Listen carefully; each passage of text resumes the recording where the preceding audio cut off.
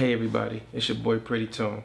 Now listen, I know you guys are patiently waiting for that season finale, but you gotta wait till next week, so stay tuned. Guarantee it's gonna be epic. But anyways, we have a surprise for y'all. Because we love all our fans and supporters, this week what we did was we did an interview. Now the interview was done by a wonderful blogger. Her name is Pilar V. It's a pretty dope interview. And what it is, it just gives an insight on the 848 crew, how we got started, things like that. And don't forget to stay tuned, because after the interview, I have a special trailer for the 13th episode. So, without further ado, let's get into that interview.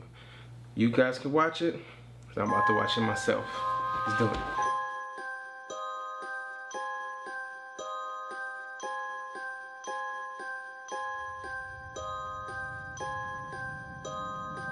Xavier, Jordan.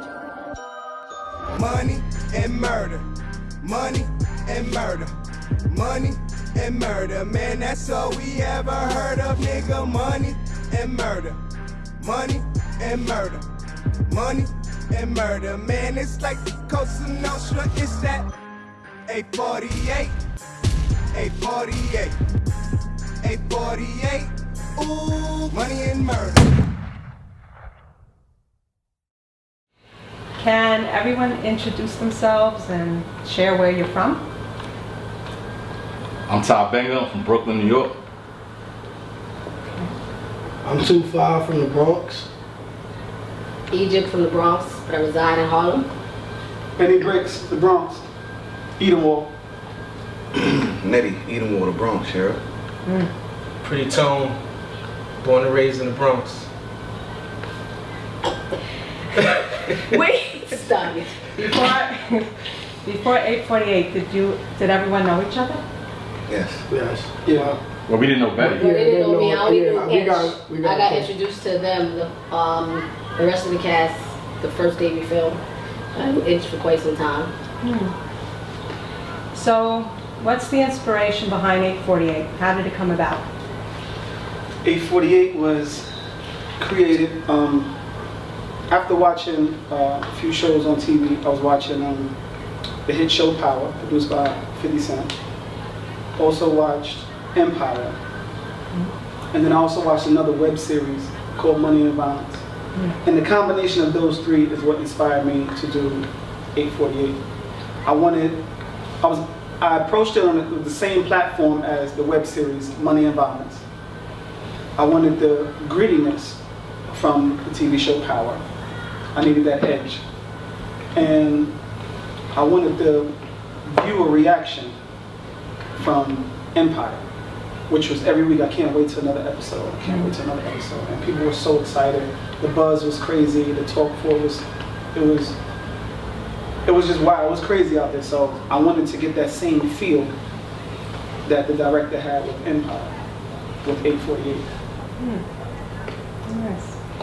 You're an author, and can you tell us about the books that you have and how long you've been in the game and the correlation between your books and film in regards to you?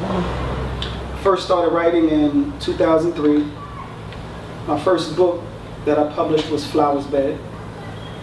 Flower's Bed is a bestseller. I also have a sequel to Flower's Bed called Black Roses. I have another book called No Regrets, another book called Unwilling to Suffer, and I have a 2-part anthology called That Gangsta Shit, Volume 1 and Volume 2. Okay. How do you feel about the comparisons with other web series, and when the critics give you a positive review or a poor or negative review? I take the comparisons to the other web series out there as a compliment. I actually enjoy the other web series. I always watch them. I watch them for entertainment and enjoyment, as well as I learn from some of the stuff that they do. I try to figure out if that's something we should do or shouldn't do, just to make our show better and our show different from the other ones that are out there. But we, coming into this project, we knew, based on the platform, which was YouTube, that we were going to deliver it to the viewers.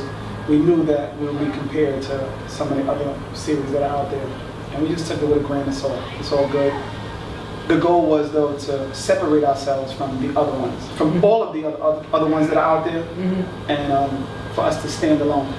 As far as the critics, whether they're saying it's good or bad, I take what everybody say as criticism. I appreciate all of the compliments. I also appreciate when people critique it and tell us that something is poor, whether it be poor acting or poor production or if it looks fake. We honestly haven't heard a lot of that, but people who do come to us and they share their opinions, that's all it is an opinion. Yeah. But if I can capitalize off that opinion and make our future episodes better based on their opinions, then that's what we do. We take everything and we turn it into a positive. Excellent. So how long has 848 been in production? How often do you guys get together to film? And with the understanding that you guys have full-time jobs? 848, I started writing 848 in January of 2015. And I think we filmed the first episode in February. And we would get together. I'm currently residing out of town in Maryland. Everybody else here lives in New York, and we only film in New York. We filmed one episode, which was episode 8 in Baltimore, partially in Baltimore. So I have to travel. So whenever it's convenient for me to travel, that's when I come up and I do, either my scenes or an episode. When the fellas when they have some leisure or downtime, they film whatever they can also at their convenience. So I guess right now, we've been in production approximately 7 months. 7 months. Betty, you're the writer, and you wrote the screenplay, and you mentioned earlier that you wrote it in your phone. How long did it take you? How long does it take you? And how long did it take to write episodes? Well, I would typically take me about, I'd say maybe a day and a half per episode. I would write a scene. A scene would typically take a couple hours because it wasn't just me visualizing and then writing it out. I would visualize it, write it out, and edit it right then and there because I wanted it to sound real and I needed it to correlate to the rest of the story. Stuff that I had already written and the stuff as I'm writing that comes to mind for the future. Also, I had to keep in mind the characters. So, and the landscape, wherever we were going to perform at. I had to take all of that into consideration.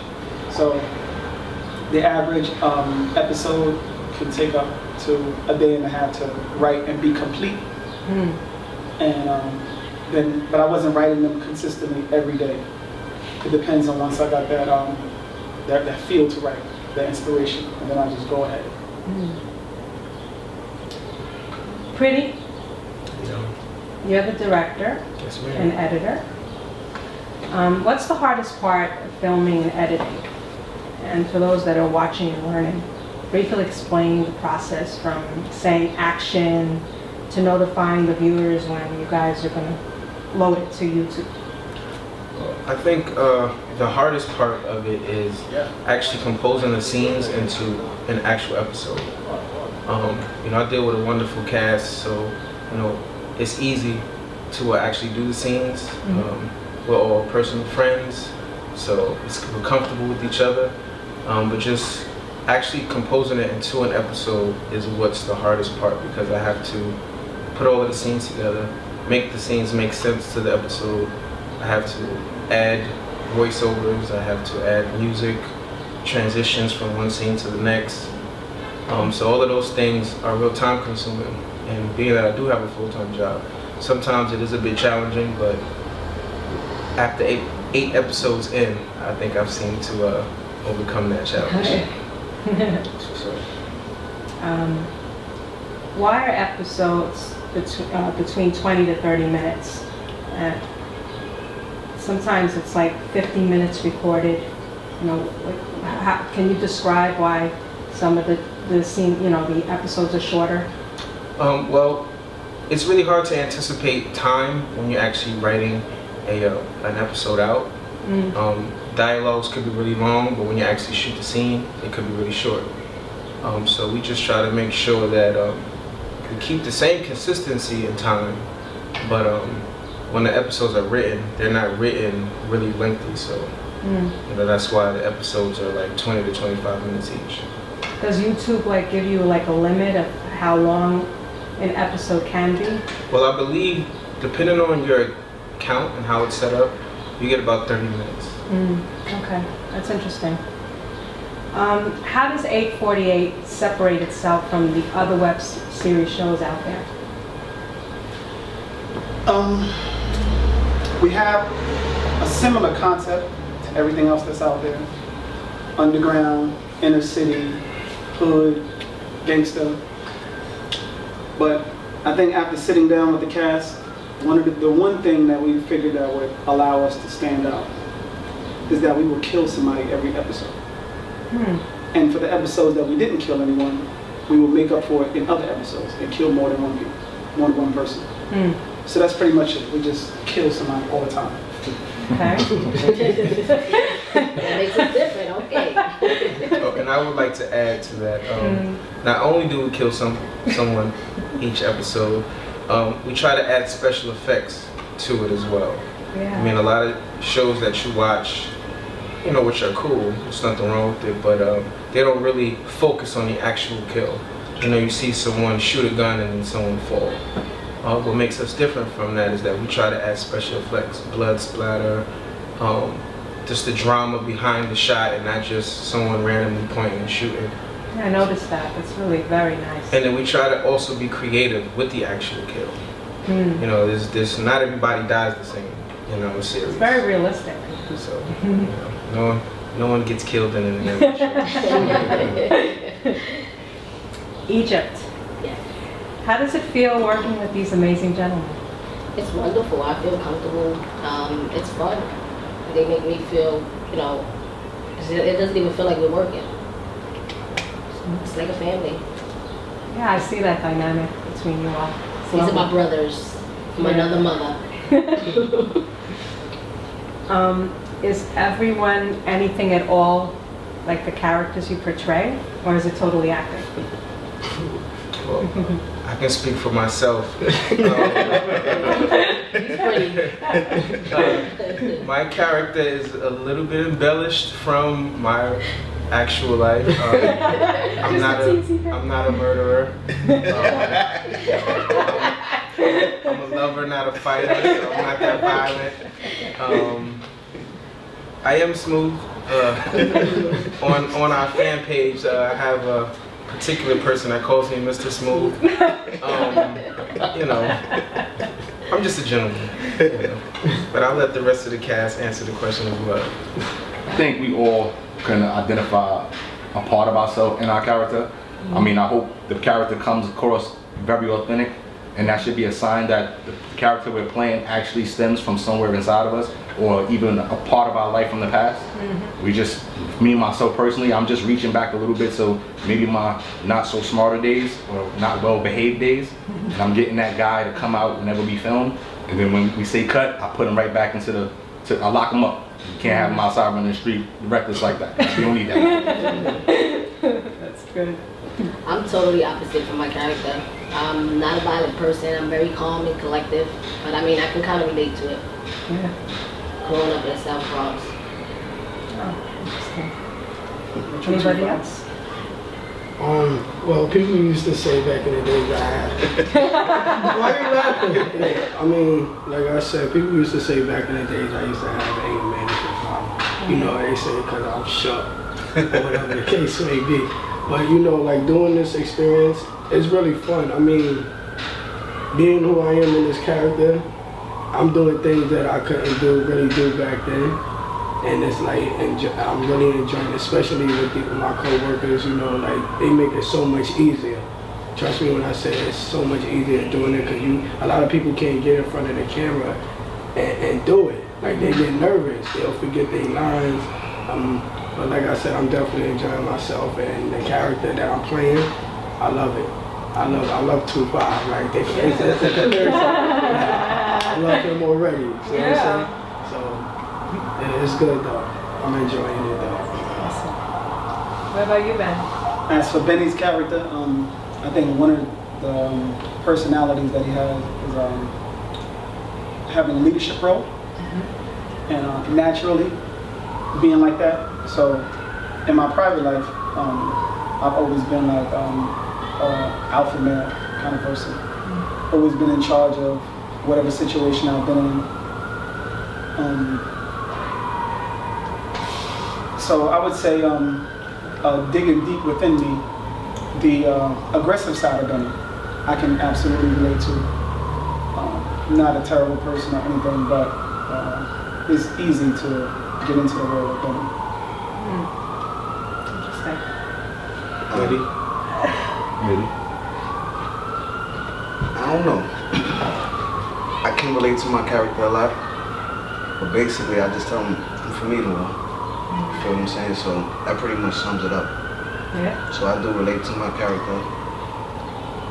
In the show I'm called Nitty, in the streets I'm called Nitty. Only difference is I ain't killing everybody like how I kill an 848. Cool. So, has anyone felt uncomfortable about doing a particular scene? I think you. The Benny's character in episode 4 when he gets shot. Some people will feel like that's like taboo, or jinxing yourself, or bad luck. But I wanted to, just like the way I write my stories, my books, the idea is to get the viewer or reader, make them become attached to the main character or fall in love with their main character. And what you do is you want to bring that character into a situation that it seems like it brings that character to a low point, where the viewers or the readers, they feel the same pain that the character is portraying or experiencing.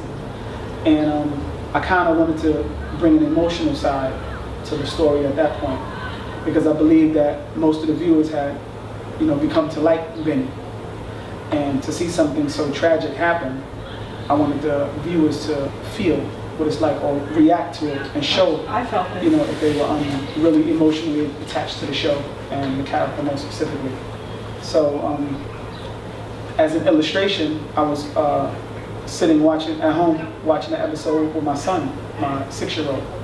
And I'm noticing that the moment is about to come where my character gets shot, and I'm looking at my son, and he's kind of like moving in the chair, then his eyes start watering because he knew what was going to happen. So he's just sitting there, but he's sliding off his chair, getting closer and closer to me. And as soon as, I guess like the third shot that occurred, it was all in one motion, well, one situation, but it was like a 3-part motion or whatever.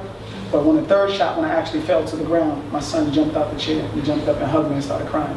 Oh, wow. So I was telling him, I was like, no, it's all right. It's pretend. You're okay. Daddy's okay. So he wouldn't stop crying. He wouldn't stop holding me. And my wife came downstairs and like, why did you show him? I told you not to. But to see him, how emotionally attached he was, I could imagine what everybody else felt. Yeah. And that was the point that we were trying to reach. So it was cool. I felt that Aubrey did, Pretty Tone did a wonderful, amazing job editing it and bringing that situation to real life or to life as possible on the screen. So I really, I did my, I felt like I performed well. Or Pretty Tone did his thing with the editing. Did you, when you got shot, was it like eerie? How did it feel doing that scene? It felt a little strange because I had been in similar situations before, and survived.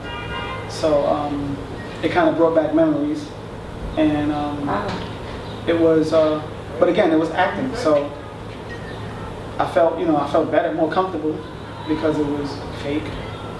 But being living in a street lifestyle, and I was able to kind of relive the moments from the past. So yeah, it was kind of weird, but I think because it was a positive situation which overruled everything, that's what allowed me to be able to pull it through. Because we nobody likes to have a gun pointed at them. People might think that it's bad luck or feel uncomfortable. So most of these scenes take several takes. But I pulled it off. I did it. We did our thing. Yeah. Egypt? Yes. Issues regarding sexual assault, was it something that you could relate to from personal experiences? Yes. I can totally relate. When I was little, I got molested by my stepfather. Oh, I'm sorry. And it took some time before I decided to speak up and tell somebody because I was, scared and frightened as a child. But I finally eventually did. That took a lot of courage. There's a lot of women that go through similar situations. Were you okay addressing the issue? Yeah, I was fine addressing the issue. I'm more comfortable speaking about it now that I'm older. And do you think that society needs to talk more about this topic? Yes, I think so, because a lot of times, a lot of people are getting molested, especially young girls. And usually it's someone that's in the family or close to the family that's doing it. Yes, I think they need to speak up. Women shouldn't feel afraid. They should come out. Because you're 9 times out of 10 you're not alone. Somebody else is going through it. I totally agree with you. So, how much revenue are you guys making off of YouTube? Oh man. Zero. Not set. Do you have any big donators? None. The cast. To cover the props and the clothing and all these things? Well, it's all internally financed. We anything that we want to add to the show, we actually go by ourselves. Wow. It's a commitment. So, But if people want to donate, they still. I'm about to go make a GoFundMe page for us. Yeah, I know a lot of people have the misconception that because we're being televised or viewed on YouTube, and there's a lot of misconceptions or misunderstandings of how people can earn money via YouTube. yeah, that's true. I'm sure there's ways, but what we're doing now, we're not earning a dime.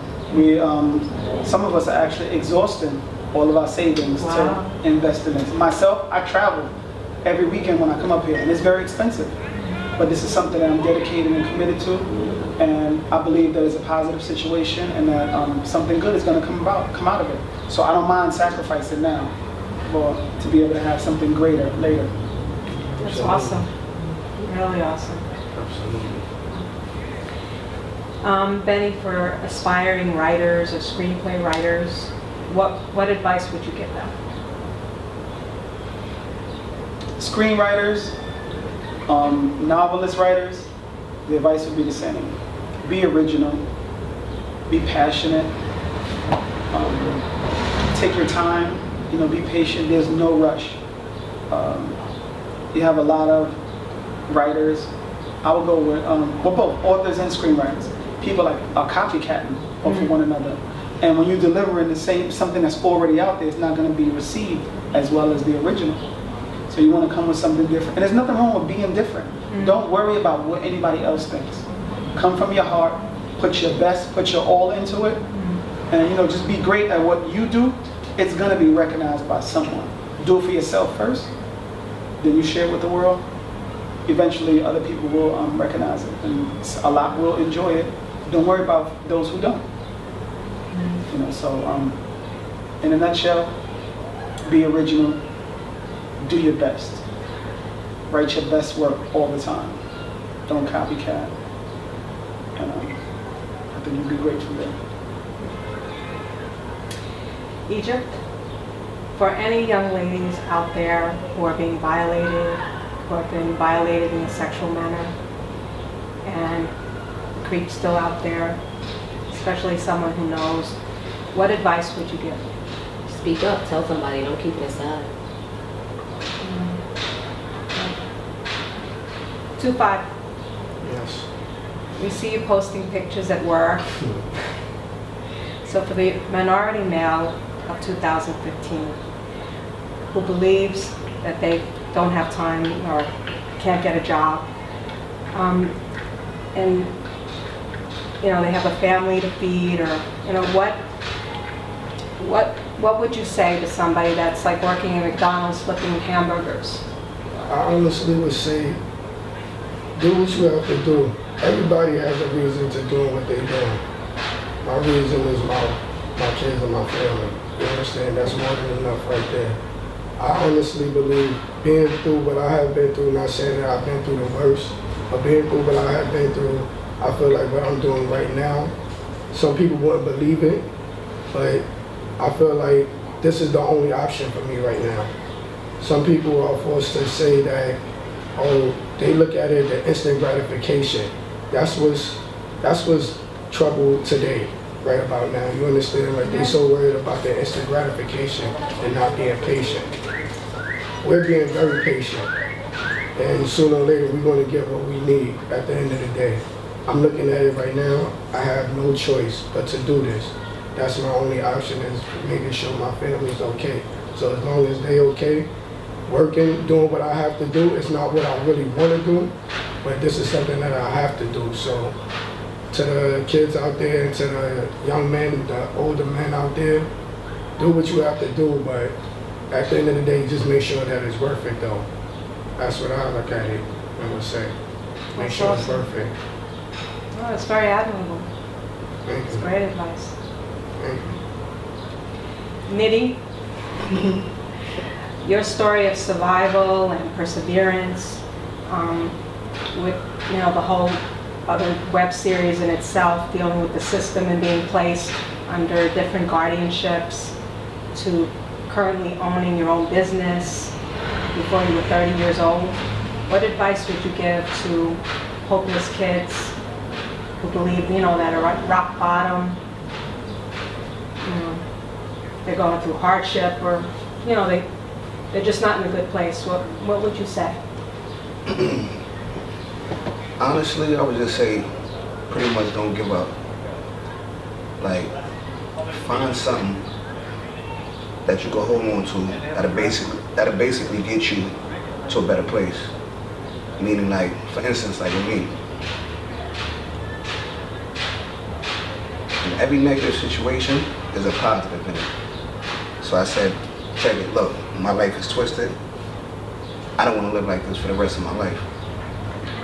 So I took that and just held on to it. So basically, like, I would just say, just don't give up. Don't give up. Be anybody that you want. How did you find that inner strength to be able to overcome? It found me, to be honest. Really? It found me because I guess it was just in me, period. And it just took a little bit to come out. And once it found me, I liked it. I said, you know what? I don't want to go through this again. At one point in time, like, I was ready to give up. I was ready to hang up. But I just didn't do it. You know what I mean? That's amazing. Yeah. It's an incredible story. Very inspiring. It's life. Mm-hmm. Yeah. So, these are questions from viewers. Are the characters based on actual people? Well, I created the characters. Benny Bricks is actually a character from a story that I published, written by another author.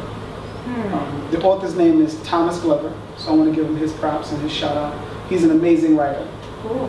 He's based out of Pennsylvania. He used to be signed with my company, Amaya Entertainment. And the story where the Benny Bricks character was created, the story is called Quiet Town. And it's featured in the anthology, That Gangsta Shit Volume 1. Okay. It's a really cool story about a group of individuals from New York going to a quiet town in Pennsylvania, assuming that they can take over. Assuming that the people from Pennsylvania were slow or soft or had no knowledge of the streets. But little did they know that these guys were very experienced. And the leader of the Pennsylvania crew, his name was Benny Bricks. And he ultimately wiped out all the guys from New York and pretty much showed the readers that even though it's a quiet town, you can't go up in there and do what you want. So that's where the Benny Bricks character came from. Pretty Tone, knowing Pretty, I wanted to, I guess, associate the created character as much as I could to his real personality. So, because I wanted it also to be a little bit easy for us to perform in the show. So, the idea wasn't to be like super duper gorgeous like the viewers say he is, but it was for him to have a smooth personality, for him to be, you know, pretty cool, and he's obviously doing his thing with it. As far as Nitty, like he said, they also call him Nitty in the streets, and I wanted his character to be aggressive and be an enforcer and security to Benny and the crew, and with the name Nitty being an Italian gangster from back in the days. Oh, really? Yeah, Frank Nitty. Frank Nitty used to run with Al Capone. He was his bodyguard. Cool. So that's why I gave him the title, because Nitty was the kind of like Benny was Al Capone and Nitty is Frank Nitty. As for Tye Banga, that name was created because his name is Tyrone, and we also call him Tye in the street. The suffix Banga, it kind of describes an aggressive person. It's it's slang for somebody who's out in the street shooting or being a tough guy or whatever. So being that he's the added muscle to support Nitty's character, I combined the name Tye with Banga, and that's where we get Tye Banga from. Very interesting. I'm not gonna mess with you. So how did you select the cast? Interesting. Initially, as I'm writing the project, I really had no one in mind initially. I just said I want to create this show, and this, and that is going to be what we're going to do. I heard that Pretty was into film and production, so I came to him with the idea. He agreed under one condition. What? He said that he has to be a main character. Oh, good for you. So I already knew that at some point I was going to incorporate Nitty. I didn't have any idea about the other guys yet. But as I was writing and I'm thinking about more supporting actors and more supporting characters, they immediately came to mind, Tye and 2-5. Oh, wow. I initially had 2 other young ladies that were going to be a part of the show. One was going to be Azarel, named Azarel, and there was an original girl that was going to play Egypt. Due to whatever reasons, the other young ladies, the situation didn't work out. We're still cool, but the situation didn't work out with them. And I happened to see Betty on social media, and I expressed, what I was into, what I was doing, and she told me that she thinks she could fit the part. I sent her the script. She came through and performed it. No mistakes. She did her thing. And I said, "You down? You part of the show now." That's awesome. So, and I initially, like watching The Departed, I wanted to kill off the crew. So I was originally going to kill off 2-5 and Tye early on, and I decided to keep them. I saw how they were working, and I realized that, in order for a strong crew to be successful in the streets and build a successful empire, we need a lot of people. So I kept them on board, and I remember that message. well. I remember that message. Listen, I decided to keep you for the whole season. I was appreciative. I didn't even know I was going to die. I did. I didn't know how to break the news to you. That's crazy. I didn't even know that. Thanks for telling me on TV. Someone said that they liked seeing Benny in Be More. Will 848 be taken to the West Coast or the Dirty South?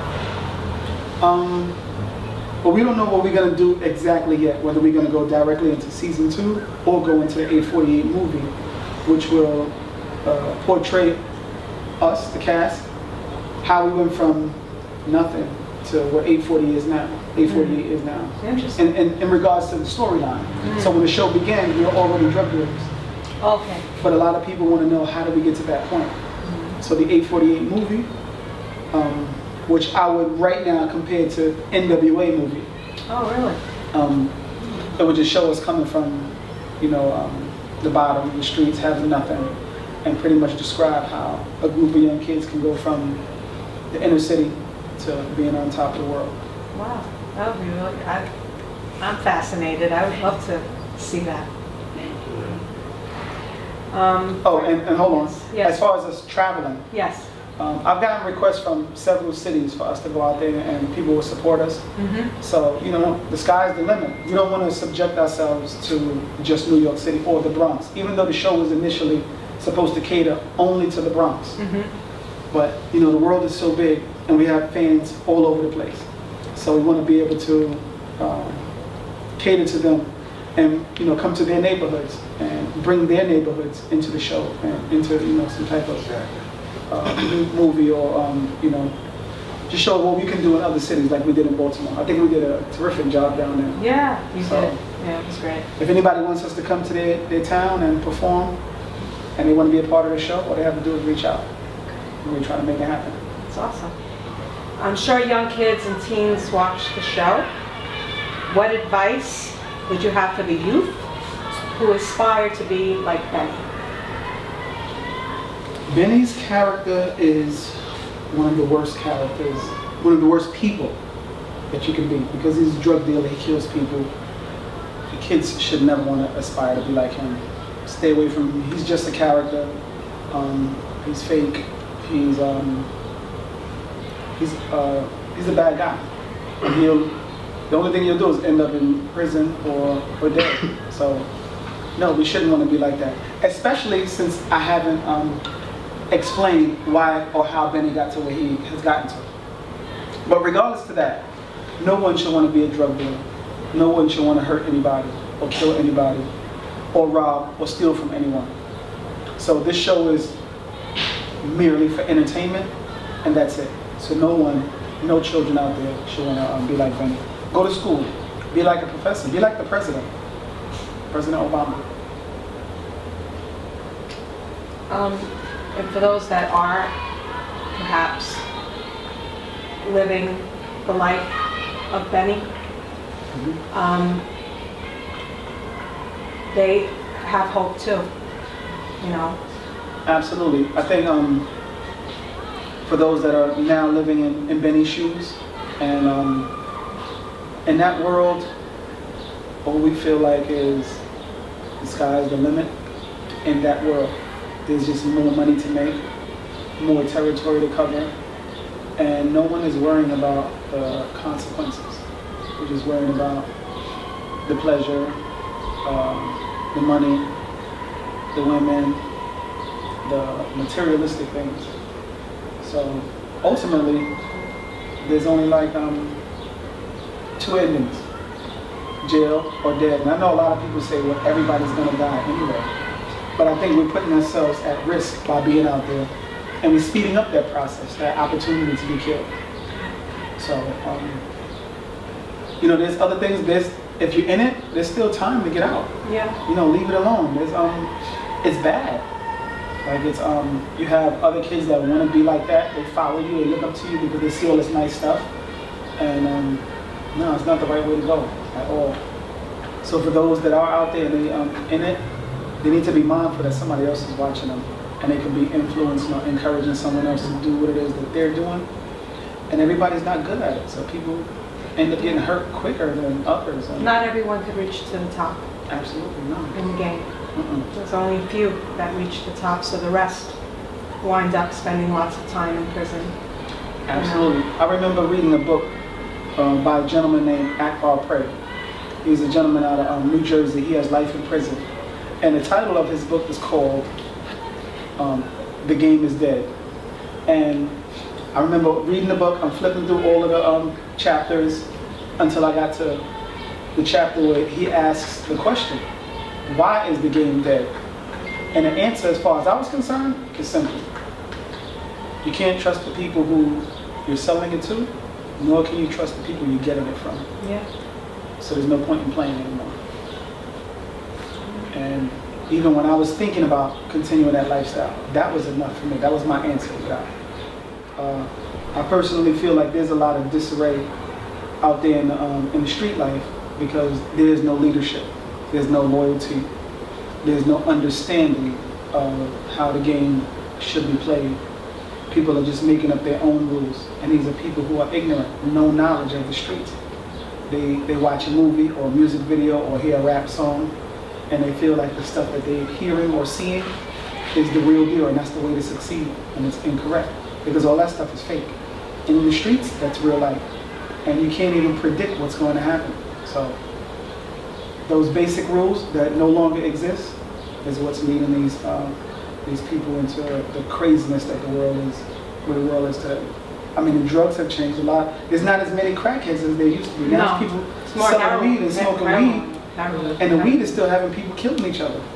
But it's not even that. It's the moral and the principle and the behavior that the people are displaying that's causing that. Absolutely no respect anymore. We used to have respect. Yeah. There is none anymore. That old school type. Yeah. And that was No just foundation. Yeah. it's survive at on your own. Go out and get in the streets if you want at your own risk. And the snitching is at an all-time high. Oh yeah. So people now, they say, I'm gonna go commit a crime, or I'm gonna go do this and engage in drug selling, because when I get arrested, I'm gonna tell on someone, and I'm not gonna do that much time anyway, because that's what everybody else is doing. That's what they believe, and that's crazy. So, anybody who's thinking about going out there in the street, it's not worth it. It was never worth it, but it was different before. Yeah, now it's worse. It's worse. Thank you. You're welcome. For each cast member to answer, what is the one thing that you like most about being part of the show? Well, for me, my creativity. This is actually my first featured video, movie, web series. So I get to display my creativity, my skills, my talent, and it shows in all of the episodes. A lot of people comment on it and like it, which makes me feel good about it. So that's probably one of the best things. I mean, like I said before, we're not really acting that much because our characters are a little bit of us. So the acting part of it isn't really that impressive to me, for myself. But it's just my creativity and what I'm able to bring to the show is what I enjoy the most. I would say just be around them. Yeah, it's a Simple as family. that. It's a family thing. Yeah. I sense that. It's fun and exciting. And we all get to shine a little bit. Yeah. So that's a good point. I think what I like most about the show is the viewer reaction. Initially, that was my goal, to see how the same way people reacted to watching shows on major networks. I can't wait till next week, And we did that with episode 1. I can't wait until next week. Yeah. So I was good after episode 1. I like being creative, being able to be around the cast. Like you said, we all family. And the thing I like the most as we go forward is how better we have gotten from one to now. Yeah, it's true. Like we see the difference. Yeah, we definitely do. for real. We definitely do. We have grown. Like we be able to like hop in the scene and take care of it like better than we thought we would. Like if you go from episode 1 to now, we knock scenes out like nothing now. That's awesome. And it's like the chemistry is amazing, and I'm happy to be a part of it. I honestly didn't think it would be where it's at now, but I'm glad it is, and I'm glad he included me, and I'm just happy to be a part of it. This A4A shit gonna work. Yeah. Absolutely. I feel like to me, this is a different world. When we're doing what we're doing, this is a totally different world. Like sometimes I'll be like, I don't want to leave it. Like honestly, because the love is really strong between us. So I'm saying we argue, you understand, we go through regular problems that everybody else go through that think that we don't go through, but we go through it. But one thing I could tell you, I could call on each and every last one of them and tell them, ask them for advice or whatever the case may be. They're going to give it to me or to any one of us, whether we like it or not. They're going to give it to us for real. And I'm glad I'm able to do that. Okay. So folks, I am very, very grateful for the opportunity to interview all of you. Thank you very much. Thank you. And I'm looking forward to seeing more from 848, my favorite web series. Thank you for the opportunity for interviewing all of you. Thank you very much. Thank you for coming. Can we ask you a question? Do you have like a blog or anything going on where people can follow you? Yes. My blog is Ordinary Servant. It's www.ordinaryservant.com. I do more book reviews and other interviews. Thank you very much. Can I ask you one question? Sure. What do you like about the show? What do I like about it? Oh my gosh, I like everything about it. I love the characters, I love the storyline, I love the action, I love the special effects, I love the interaction between all of you. I love the writing. I think it's amazing. I'm enjoying it. I think you guys are fantastic. Really, really. I mean that. I'm not just saying it because I'm interviewing. I really am saying it from the heart. Who's your favorite character? Who's my favorite character? We definitely believe. I was gonna ask that. I want to ask that Wait, let's hear this. Let's hear this. I have two. Okay. Okay. Don't put no elbows though. That's for like. You knew that was coming. You already knew that. We just wanted to confirm that. Mr. Smooth right there. I call him Mr. Smooth. Oh, you call him Mr. That's- Smooth. that's how you Okay, oh, get him. Yeah, when you put the glasses on, you've been lying. There you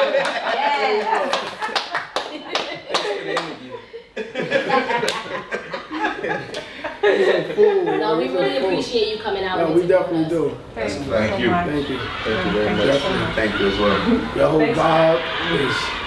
I love you. I love And all we're of you. happy that you enjoy the show. I really do. I really do, sincerely. Thank you very Thank you much. so much. Thank you. And thank you for the fans for watching. Yes, we really appreciate all the love appreciate and the support. love that you give us. Definitely do. Stay tuned, we got a lot more coming. Oh, we Yeah, most definitely do. Sir. Most definitely do. 848, ooh, money and murder.